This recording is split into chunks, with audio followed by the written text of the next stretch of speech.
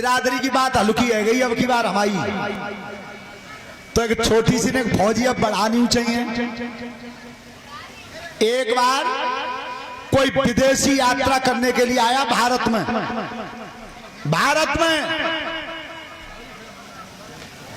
तो जब वो भारत के लिए चला था तो विदेश में उससे कहा था कि तू जात और आ इंडिया में, लेकिन 3 कॉमेंट बच के रही है। क्या किन किन थे? क्या सबसे पहले ठाकुर थे, दूसरे नंबर जाट थे और तीसरे नंबर अहीर थे। इनसे बच के रही है, चांटा डोलिए जा। सो जैसे वो हवाई अड्डे पर उतरो, एक महाशय जी मिल गए भाई। उन्हें भैया हम तुम्हारे भारत में घूमने आए हैं, पर सबसे पहली बात जी सुन लो, 3 जन थे बचनो है मोए। क्या किन किन थे? क्या पहले नंबर ठाकुर थे, दूसरे नंबर जाट थे और तीसरे नंबर अहीर थे। उन्हें की चले आजा पकड़ लाए। सो सामने थे एक जाट साहब आ रहे, लट्ठू लाए, एक हाथ में लग रहे लट्ठू और एक तो मोछ में अंटा मार रहे।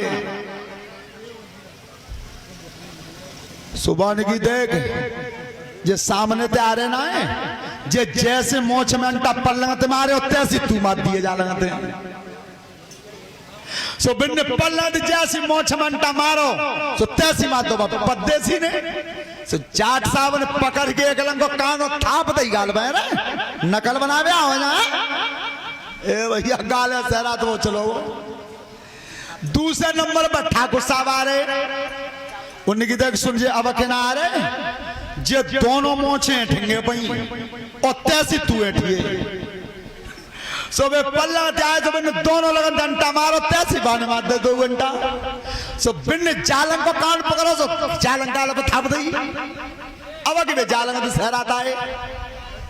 उनकी भैया जे कोए के देख पहली बार मिले बे तो ठाकुर साहब और अब के मिले सोए जाट। अब बात डर लगो सो बान की, ओ भैया पज्जी बता दो अब अहीर को मिले हो। तीसरे तो जरूर बचन हो मोए वाने वाले से कान में कई गत्तो तई देते पिटवा को रोए। समझियो बात है। अब ना जान बात हो तई देते पिटवा को, चो भैया तुम ही हो काम में ही हूं, तो बुद्धि भी तेज होती है, ऐसी बात नहीं है, ध्यान रखना। आज भगवान कृष्ण को मारने का प्रयास कंस करता रहा, अंत में नारद जी के कहने से और मथुरा में मेला लगवाया है।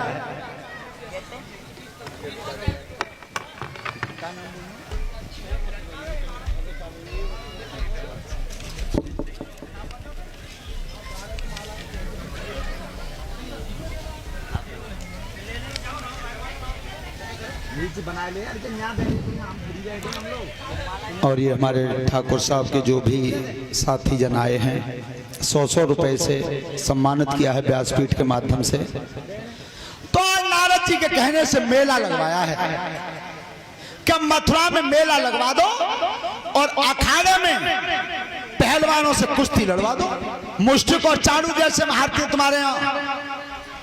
तो आज कंस ने मेला लगवाया, लेकिन क्या कही कि मेला लगवा तो रहे हो पर चिट्ठी अपने नाम से मत भेजना,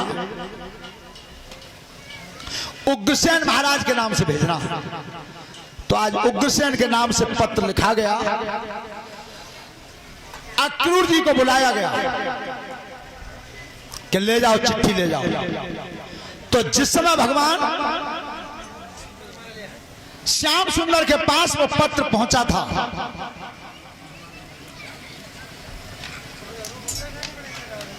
और भैया ये 500 रुपए का पुरस्कार हमारे लिए है और 500 रुपए भागवत कथा में उमेश यादव जो जिला पंचायत सदस्य आए हैं उनकी तरफ से, लला ले जो को लिख रहे हैं उनके नाम लिखवा दो।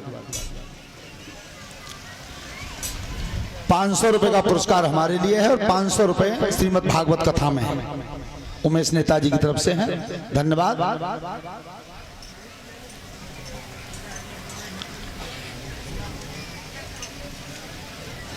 राजन परीक्षित, आज अक्रूर जी ने इस समय न्योता दिया है। भगवान कृष्ण और बलराम आज दोनों मथुरा के लिए तैयार हुए हैं। तो जितने सखा थे वो सब सखा बोले कन्हैया बच्चों नोतेगु तो हम चलते पर कपड़ा ना है। उनकी भैया चिंता मत करो, कपड़ों की जुगाड़ हम बना देंगे, चलो हो तैयार। तो अक्रूर जी ने जिस समय रथ तैयार किया है और श्याम सुंदर तैयार होकर के चले, बंसी हाथ में लग रही थी, तो गोपिकाओं ने बोला क्या है उनसे कि आज तुम जा रहे हो तो पिछे बताओ लौटोए कब, कि आज जा रहे हैं कल रुकेंगे परसों आ जाएंगे। कितना बढ़िया वायदा दिया। तो फिर बंसी बजा दो, बिना बांसुरी के चैन ना बंधो। तो भगवान ने बंसी बजाई है और जल्दी बजा के और फेंटा में लगा ली। सो कहीं ऐसे नहीं, ऐसे मत बजाओ।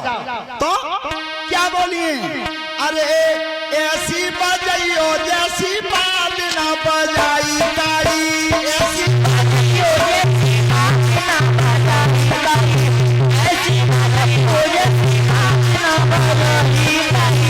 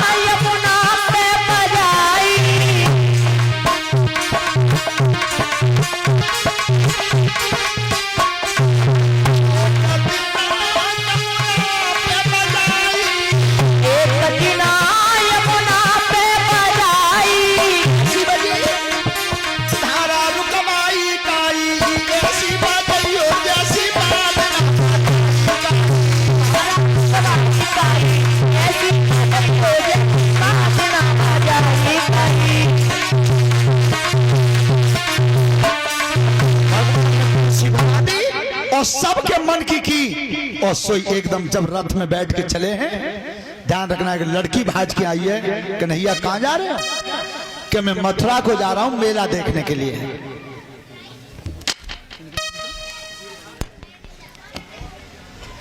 और ये सुधीर बाबू गढ़ी राम साय से 100 रुपए की हार माला से सम्मानित किया है, धन्यवाद। तो तुम्हें उस बबूर के वृक्ष के नीचे कोई बुला रहा है, कौन? तो क्या जवाब दिया उस गोपी ने, अरे काना तोई बुलाई गई नथवारी, काना तोई बुलाई गई नथवारी,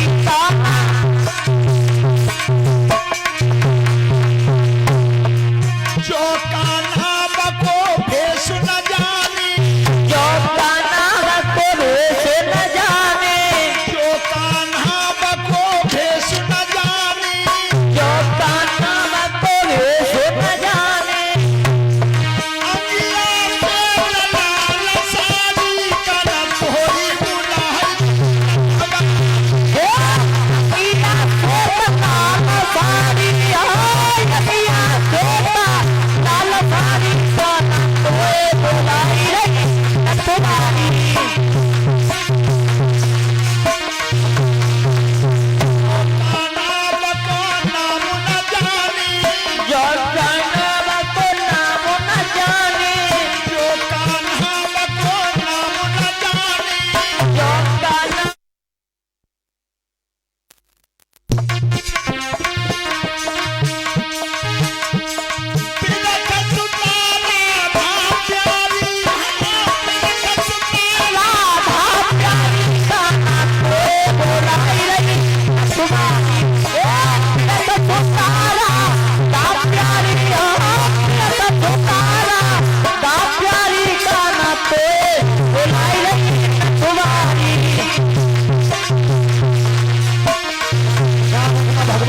करके चले गए। यमुना जी के किनारे पर जब आए हैं तो कृष्ण और बलराम से अक्रूर जी ने कहा कि बेटा तुम तो रथ में बैठना, मैं स्नान कर लूं यमुना जी में। तो जब वे दोनों भैया रथ में बैठे और अक्रूर जी ने जमुना जी में डूबक मारी है, सो नीचे पानी में तरे पर दिखाई दे दोनों भैया मरे हुए पड़े हैं। एकदम अक्रूर जी घबरा गए, अब का वायदा करके आए जिकाबो, दो बालक नहीं डूब गए। एकदम जल में तो निकल के जो रथ पर नजर करी तो दोनों भैया रथ पे बैठे, जल में डूबक मारी तो दोनों जल में पड़े। सोई अक्रूर जी समझ गए इनको मरवैया दुनिया में कोई नहीं है। सोता बंधु जब चले हैं तो रेंदा ने कही कन्हैया तेने वायदा करो भैया कपड़न को, अब बता कर लो है नातेदारी नहीं के दूर रह गई है, और जब फटे फटाए कपड़ा पहन डोल रहे हम ते संग भगवान की चाचा तुम तो चलो नहीं हम आ रहे हैं बस। सो यमुना जी के किनारे पे धोबी कपड़ा धो रहा था, भगवान कन्हैया ने किए भैया जी ने कपड़ा मांगे तो दे दे हुए, दावत खाया में सोई दे देंगे क्या है। तो सुनो दावत की शौक बेस तो सबे होते हैं पर अहिन ज्यादा होता है। यहां तक कहावत कही जाती है कि जलेसर से लेकर अबागढ़ और फिरोजाबाद सिकोआबाद तक क्या रूखी सूखी कोस दुकोसी पूरी न छोड़े बारे, और नाम सुने जो मालपुअन को तो भाजे कोस 18 कोस तक पैदल मालपुआ खा लेते हैं। अपना खाता पहले खा लेते, तो चलो जा पे तो आएगा पहले तो खा लेते हैं। ध्यान रखना सो कन्हैया ने कि भैया जी कपड़ा दे दे हुए। अरे पेंदो जी बताओ आए कहां थे हो? जब जमुना के पल्लंगा हिंदू का नगर नहीं कहता ना, हाँ भैया नहीं के तो तुम्हें इतना करे जब कपड़ा बन जाएंगे, जब कंस के जो आना हाथी जैसे पट्टा के कपड़ा क्या बन जाएंगे। भैया ने जोर गांठ कर लेंगे कैसी पत्त मैंने देता दे जो कन्हैया ने आगे कदम धरो सुबह धो भी नहीं करे और छाती पे चढ़ तो आ रहा है जो कपड़ा तो मिल जाए।